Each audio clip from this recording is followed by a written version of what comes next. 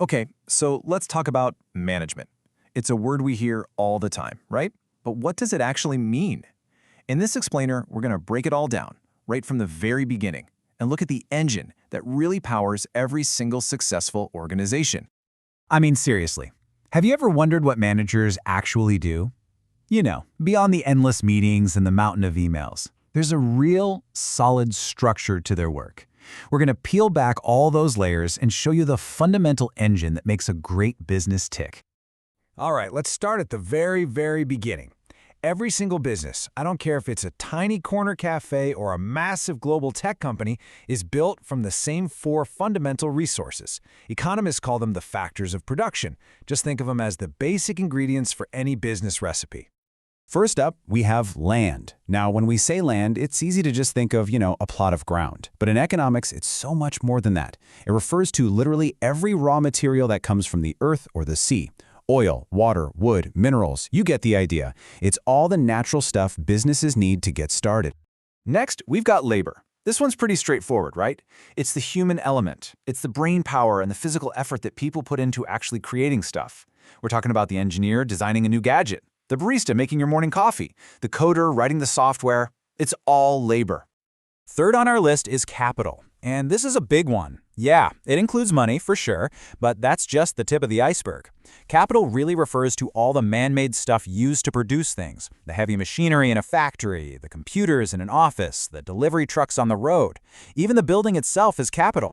And finally, the fourth ingredient, enterprise. This is the magic spark, right? It's that crucial element of having a great idea, of being willing to take a risk to bring the other three ingredients, land, labor, and capital, all together to create a business. It's the vision. Okay, so here's the catch, and it's a big one. All four of these resources are limited. They're scarce. There isn't an infinite supply of timber or brilliant coders or investment money. And because of that scarcity, they absolutely have to be organized efficiently and effectively. This challenge is precisely why we need the next piece of our puzzle. So if land, labor, capital, and enterprise are our ingredients, then an organization is kind of like the kitchen where we mix them all together. And honestly, the best way to think about this is to imagine we're baking a cake. Every organization works as a system. It takes in inputs, things like our flour, eggs, the baker's hard work, and the oven. Then it applies processes, the mixing, the baking, the decorating, and finally it creates outputs, the delicious finished cake that a customer actually wants to buy. Simple, right? But for any business to work, the value of that cake has to be more than the cost of the ingredients. All right, we've got our ingredients, we've got our kitchen system, but who's running the show? Who's making sure that recipe is followed perfectly so the cake doesn't burn? Well, you need a chef, and in our world, that's the role of management. I love this classic definition because it just hits the nail on the head.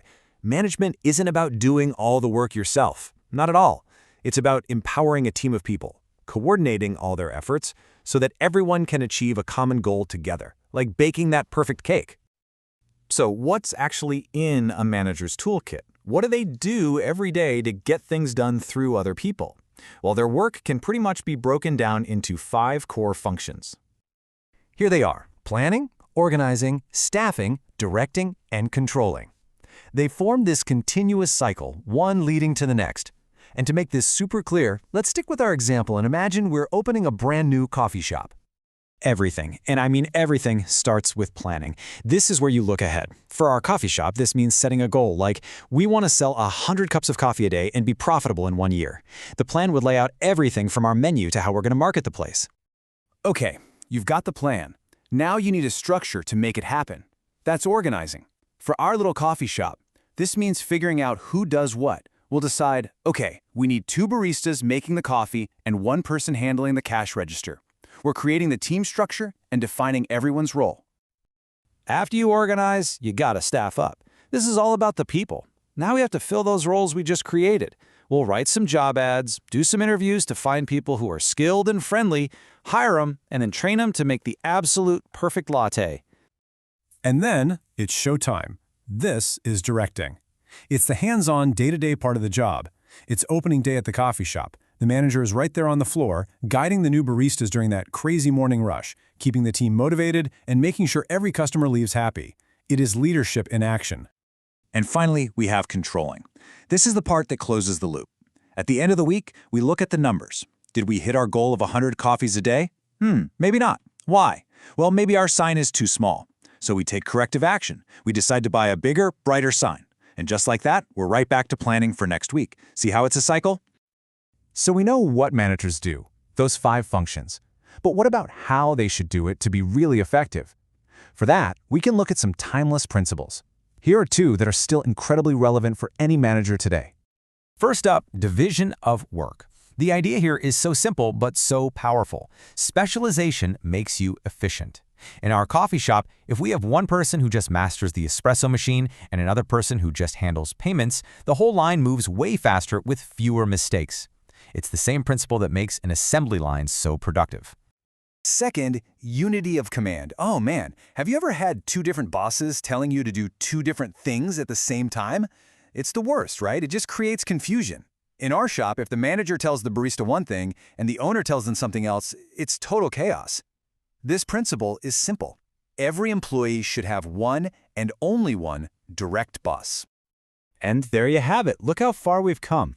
We started with just the 4 basic ingredients of any business, we combined them into a system, and then we applied the 5 functions and the timeless principles of management that turn a simple idea, like a coffee shop, into a real successful business.